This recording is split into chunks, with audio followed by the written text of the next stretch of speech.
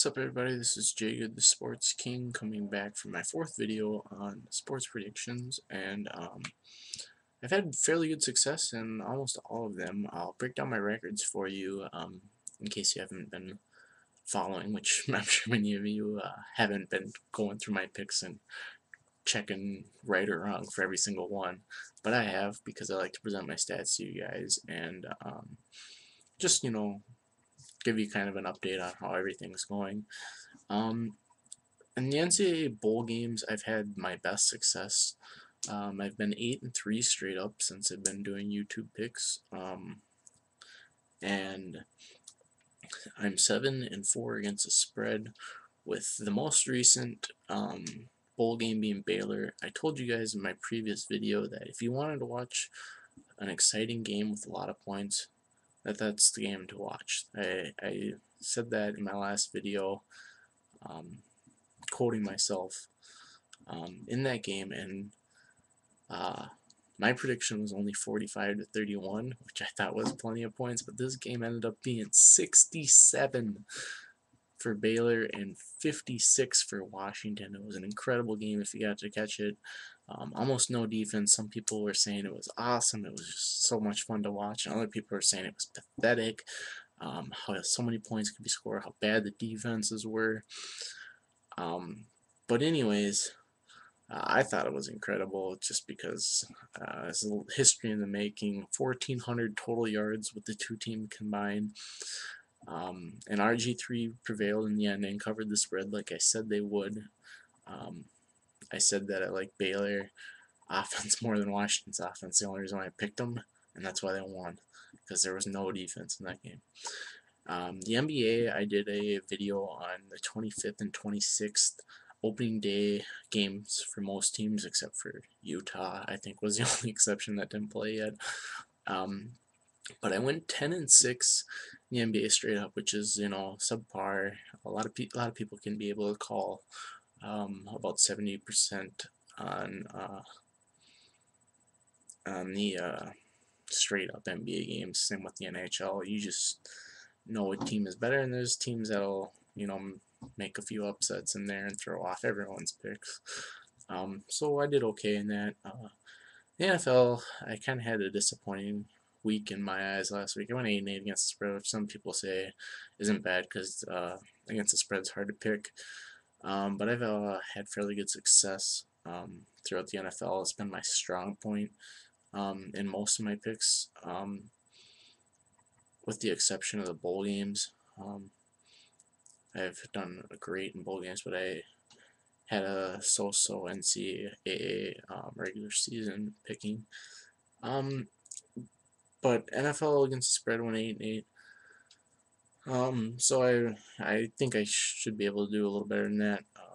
But it's not terrible. There's a lot of room to make up a couple points here. I'd like to get about 500.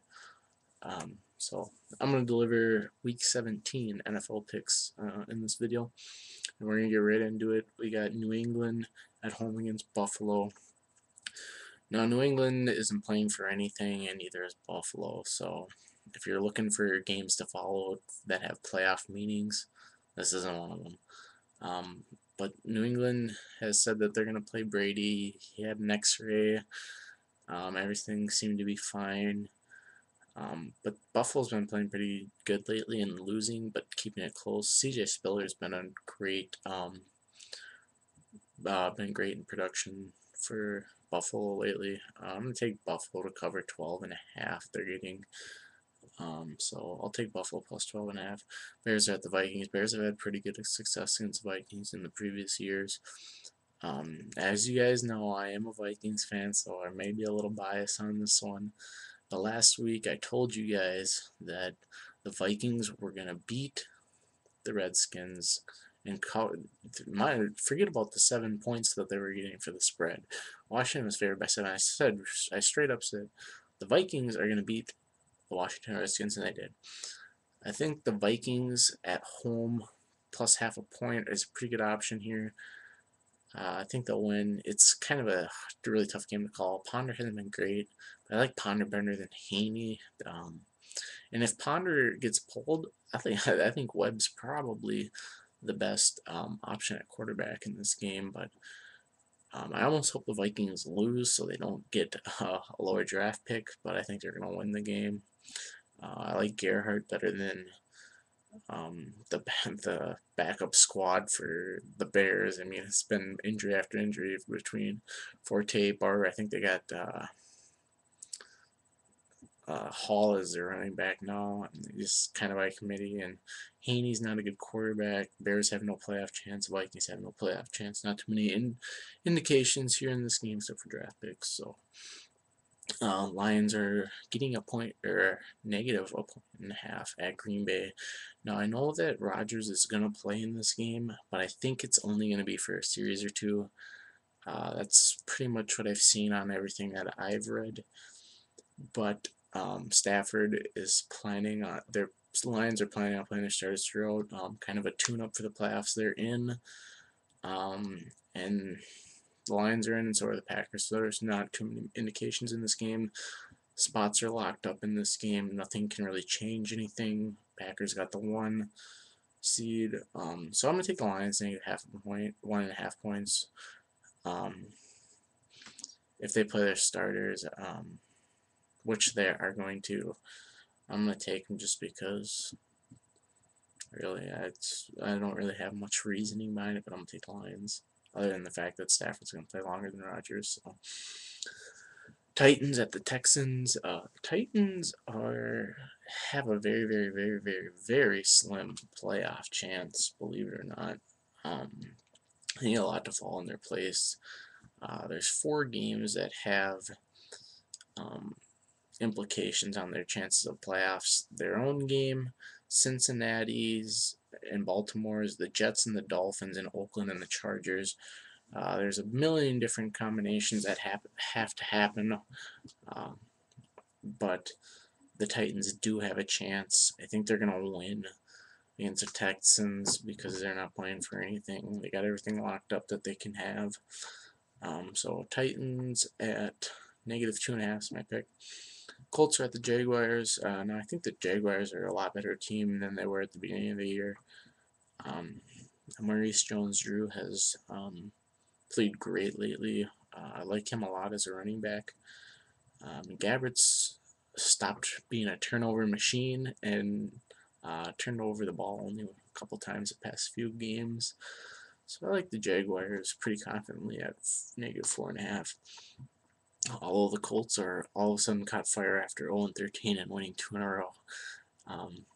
49ers are at the Rams. I like the 49ers negative 10.5 against the Rams. 49ers are still playing for the 2nd spot in the NFC, along with the Saints, who have a chance at the 2nd spot.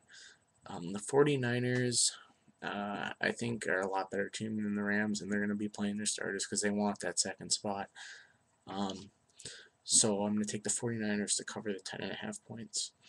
Jets are at the Dolphins. Now the Jets are another team with a very slim chance at the playoffs, but with that, they're playing at the Dolphins.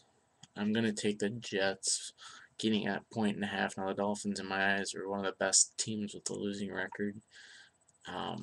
I've said that my previous video as well. But I still believe that, and I think Carolina is another team that's pretty good, despite having a losing record. So those are 2 teams to look out for, maybe in next year to make some noise. Carolina is at the Saints. I think you'll see a lot of points in this game. Camera time will come to play, and the camera will be on Cam Newton. It will score points against the Saints defense. I do believe that. Problem is I don't see the Saints not having trouble scoring either. So the Saints at negative 7.5 is my pick. They're undefeated in the Superdome. So I'm gonna take the Saints, getting 7.5 or negative 7.5, but they should win by about 10 or 14. I got it more than one score is essentially what you're saying on that one. Eagles are at home against the Washington Redskins. Uh, Redskins lost to the Vikings last week. Eagles beat the Cowboys, but was Romo-less, which is kind of uh, a little bit of a BS game because uh, Romo only had a bruise on his hand. Now, had the Giants not won, or had the Giants lost earlier that week, the the Cowboys could have clinched in that game. But now, with no meaning in that game, they basically said, "Well, we don't want you to get more hurt. Our job is to beat the Giants next week. We're in. If we don't, this win won't do us anything." So they basically said that take a seat, Romo, for the rest of the game. And the Eagles won, but I think the Eagles here, they've been playing a lot better with Vic back, and they're the team that they should have been at the beginning of the year with all that talent coming in. Bucks are at the Falcons, and I took the Bucks, getting a lot of points against Carolina Panthers, and they got crushed. I think Falcons are better than Carolina, and I think they have to prove themselves going into the playoffs, just what kind of team that they are. And I think the Falcons are going to cover -13.5 at home. So I'm going to take the Falcons in that game. Ravens are at Cincinnati, and the line here is -2.5 for the Ravens. Both teams have very good playoff indications in this game.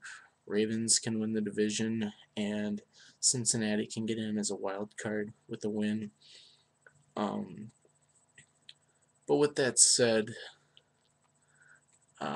Cincinnati's have a really tough time getting fans. There just hasn't been a lot of positive vibe around that team, and I think the Ravens are better, and I think they're a lot better than them. So I'm gonna take the Ravens because I think they're better, and if it's 2.5, you're saying they essentially just have to win the game, unless you get some stupid score like 28-27, but I don't see that happening. So the Ravens at -2.5 for my pick. Chiefs are at the Broncos. You better believe I'm going with Tebow in this one. A lot of people are picking the Chiefs in this game because of their defense, and oh my God, the Chiefs beat the Packers. It was a fluke game. I don't care if you're a Chiefs fan or a Packers fan, and you say, "Oh, we need to lose one." That was a fluke game. Romeo Crennel essentially just established his job at coach, and Rodgers went something ridiculous like 20 for 48 or something in that game. That just won't happen very often. Now, the Chiefs are very good defensively, and I think the Broncos are going to have a hard time scoring in this game, but I do think that 17 points is going to be enough to win it, and I think the Broncos will get that much. Chargers are at the Raiders. I think the Chargers are a heck of a lot better team than the Raiders. They just had a very disappointing year along with Philadelphia Eagles. These are my two most disappointing teams in the year. But I think the Chargers are going to beat the Raiders and destroy their playoff chances, but the Raiders can still get in with the Tebow loss and a Raiders win. So the Chargers at +2.5 on the road is my selection. The Seahawks are at the Cardinals. Now the Seahawks have been playing a heck of a lot better, and Marshawn Lynch has been running the ball great. Now, as I predicted last week, I said Marshawn Lynch would get in the end zone and ruin that 49ers perfect, no rushing touchdowns allowed defense, and he did. And I also said the Seahawks were going to win the game, and they should have won that game. They had a chance at the end, and they just didn't come through. But they still covered the 2.5 points that they were getting, so it worked out for my pick anyways. But the Seahawks are a lot better than the Cardinals in my eyes. Now, the Cardinals have been playing pretty good too lately, so it's going to be it's going to be a pretty good boring game, if that makes any sense to you guys. It's going to be a pretty good game, but no one really cares about it, so no one's really too excited to watch it. In the Sunday night game, the boys at the men, the Dallas Cowboys at the Giants, the G-men. I think the Cowboys are going to win solely on the fact that Romo has got to stop failing Dallas, and that's why I'm going to take the Cowboys. He's so due to win a big game, Jason Garrett and Tom Coughlin are about 500 against each other on, and depending on where they play, neither one of them really has had a home field advantage in the past few years in this series. And I'm going to go with the Cowboys solely on the fact that Romo is so overdue, and a million people are going to be betting on the Giants because that Romo just keeps letting people down. So I'm going to take the Cowboys, and that's my Week 17 selections in the NFL.